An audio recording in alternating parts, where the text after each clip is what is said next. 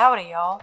My name's Honkaside, and my friend Alphabean asked me to come tell y'all about the Burger King Kids Club. If you were to ask anyone raised in the early 90s how they remembered the world, you'll often find that those memories are layered in a fog of nostalgia, recollecting to a world that felt more child-centric and covered in shades of neon. They'd call back to playing console games in the electronic department at Walmart, or think back to the chaos that was the McDonald's play area, or if they're like me, they might just think back to the Burger King Kids Club. Yes, companies knew the value our little pockets held, more specifically our parents' pockets, and they were more than willing to pander to kids. Different companies tried everything from special offers, cheap toys, even birthday sections in the restaurants. But in 1989, Burger King launched its children's meal program called the Burger King Kids Club, with the idea being that kids who would join would feel a sense of loyalty. Emboldened by the special paper membership card you were given, you received a plastic version of the mail. And boy, did that work. Suddenly, kids who felt like outsiders felt like they'd joined something special, something important, and more importantly, something just for them. The BK Club was carefully crafted with a menagerie of characters, each representing different ethnic backgrounds and personalities. A quick rundown of some of the BK gang include Boomer, a sports-loving tomboy. IQ, a kid scientist who wore red glasses. Jaws, a tall boy with an insatiable appetite, and others that were later added to fill out the group. But for the purposes of this toy, we need to talk about KidVid, a blonde boy who loved video games and technology. He played the role of leader in the group. Soon the BK gang exploded as kids around the world pawed and consumed any media the BK gang were involved with. They made commercials, meal toys, collectible merch, and in 1993, Burger King and the BK Club would collaborate with then-upcoming author Susan Goldman Rubin to write short stories following some of the BK gang members' adventures. These books are kinda rare and hard to find in any decent condition since kids play rough. It's just a thing. But today, we get to examine this lost gem in all its vintage goodness.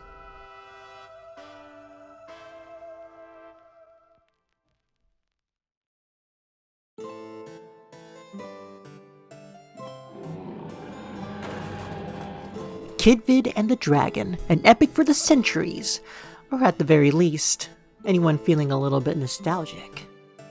The book focuses on the titular character, KidVid, as he fancies himself a quote-unquote gamer, squaring off against the likes of a dragon who one day leaps out of KidVid's computer game and into the real world. Just holding this book invokes a childhood-like wonder that we collectors feel whenever we actually get a hold of something this rare. It takes me back to the scholastic book fairs I used to go to in elementary school. I mean, any excuse to get out of class, right? And if you happen to have $5 to your name, you were king. In retrospect, I'm willing to bet that I probably could have gotten this book for about $2 then. But believe me, that's not what I paid for in 2023. Oof. The cover is bright and uncluttered, and I'm really digging the design they chose for the dragon. It just feels like it's really easy to make a dragon scary, which might have given kids some nightmares. This one, however, oh no, he looks like a bro. I mean, look at that demeanor, arms crossed.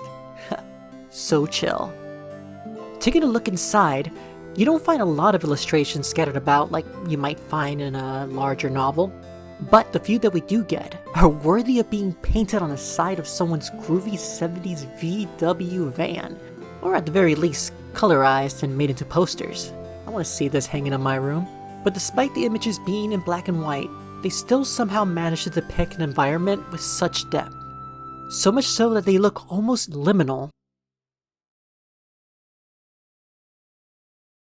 Only being 7 chapters long and 46 pages deep, it's not a terribly long read, which for new or novice readers is kind of ideal, since when you do finish the book, it'll feel like an accomplishment.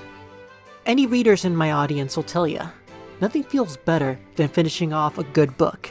It's like seeing a movie in the theater and then being hyped right afterwards because it was such a good view. And finally, taking a look at the back cover, we are shown a blown up version of one of the inside images. Honestly, a really good choice. If I were a kid, that would totally entice me to spend all my milk monies. The condition of the book isn't shabby.